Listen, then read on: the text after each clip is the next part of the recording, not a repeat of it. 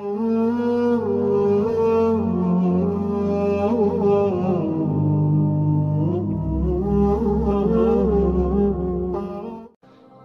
است از جانب الله.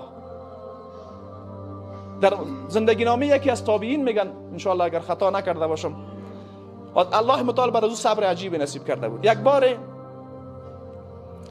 مریض میشه و در نتیجه مریضی یک پای از او قطع میشه، بازم خیلی خوشحال زندگی میکنه. یک کسی از میپرسه که تو قبلا 2 پا داشتی، یا الله متعال یک پا از گرفت. میگه پروردگار 2 دانه نعمت برام داده بود، 2 نعمت پا را داده بود، یک شه گرفت. ما او را که گرفته را حساب نمیکنم، او یک دانه نعمت را که هنوزم دارم حساب میکنم. در اینمی حالت برش خبر میتن فلانی فرزند تو وفات کرده، فقط میگه انا لله و انا الیه راجعون، جزا و فضا نمیکنه. خیلی متعجبانه ازش میپرسم که تو چطور بچه از دست دادی؟ و هیچ چیز بر انسان واقعا به اصطلاح محبوب تر از فرزند نیست. میگه پروردگار برام 5 بچه مثلا داده بود، یک شه گرفت 4 دانه نعمت دیگه هنوز من دارم از فرزند، و به خاطر این 4 نعمت هنوزم پروردگار خدا شکر میکنم.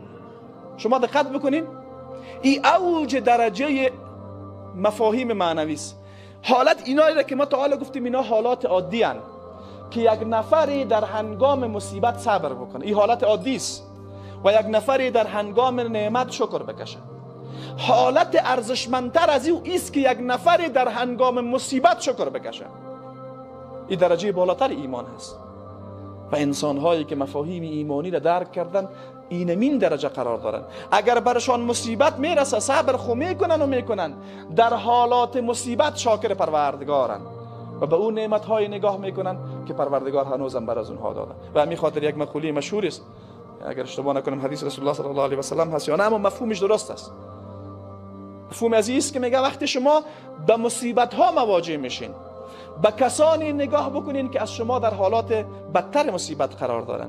وقتی شما به انسانهایی که در مصیبت بدتر از شما قرار دارن نگاه کردین، به حالت خود شکر میکشین با وجودی که در مصیبتین. شما یک فرزندتان از دست دادین، به اون نفر نگاه بکنین که کل فامیل خود از دست داده، به خاطر داشتن دیگر نفر از افراد خانواده تان شکر میکشین. دقت کردین؟ و الله تبارک و تعالی برای شما امی درجه بلندتری از مفاهیم ایمانی را نصیب بکنه.